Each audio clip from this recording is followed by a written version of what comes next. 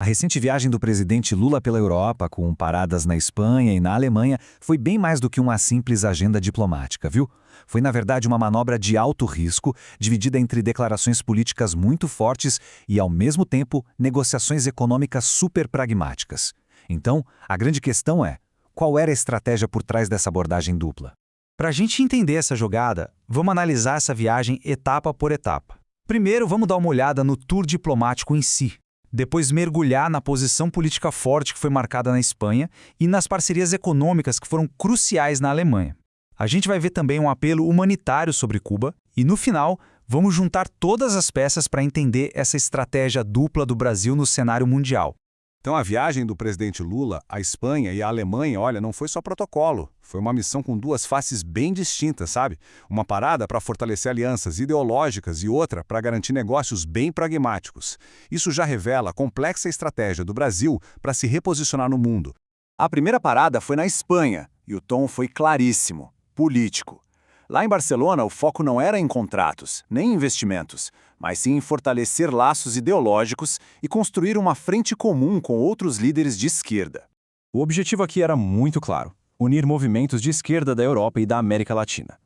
A pauta era basicamente criar estratégias em conjunto para se contrapor ao que eles identificam como uma ameaça global crescente da extrema-direita. E foi justamente na Espanha que veio a declaração política mais contundente de toda a viagem.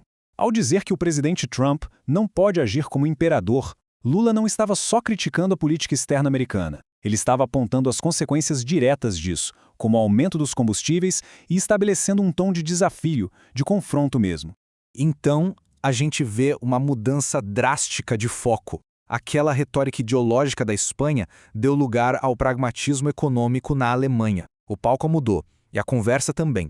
Dois países, duas abordagens que não poderiam ser mais diferentes. E aqui a gente chega na segunda etapa da viagem, a Alemanha. Nesse momento, o tom ideológico ficou de lado e deu lugar a uma agenda focada em resultados. A linguagem principal não era mais a da política, mas sim a dos negócios, do comércio e do investimento. E os números mostram o peso dessa relação, né? A Alemanha é o quarto maior parceiro comercial do Brasil, é um pilar da nossa economia. Então, fortalecer esses laços era, sem dúvida, um objetivo central da visita. A importância dessa parceria ficou escancarada na Feira de Hannover, que é a maior feira industrial do mundo. O Brasil foi o país parceiro do evento, um status de enorme destaque, levando quase 300 empresas para lá, todas buscando ativamente novas oportunidades de negócio. E a visita gerou resultados bem concretos. Foram discutidos mais de 10 acordos bilaterais que iam desde cooperação em defesa, com a possível compra de fragatas, até o tão falado e crucial acordo comercial Mercosul-União Europeia, que a Alemanha, aliás, tem defendido com bastante força. Mas a viagem não foi só sobre Espanha e Alemanha. Surgiu um outro tema, que acabou misturando política e pragmatismo: a crise em Cuba. Isso levou a uma ação diplomática conjunta que foi até um pouco inesperada. Para entender esse apelo, a gente precisa olhar a cadeia de eventos. Funciona assim: as sanções dos Estados Unidos contra a Venezuela cortaram o fornecimento de petróleo que era essencial para Cuba. Sem esse petróleo, a economia da ilha paralisou. Isso gerou uma crise humanitária grave, com o aumento da pobreza, e foi isso que provocou a reação diplomática. Então, o ponto crucial aqui é que, embora o tom dessa nota tenha sido mais moderado do que os discursos lá de Barcelona, foi uma declaração diplomática bem clara. Mostrou solidariedade a Cuba e fez um apelo por uma solução negociada, o que contrasta bastante com a pressão econômica que os Estados Unidos vêm exercendo. E agora, chegamos ao momento de conectar os pontos. Essa viagem com duas faces tão diferentes não foi por acaso.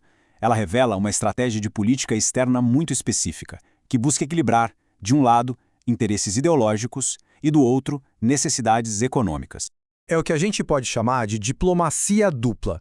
De um lado, o Brasil se alinha com parceiros ideológicos para defender posições políticas no cenário global.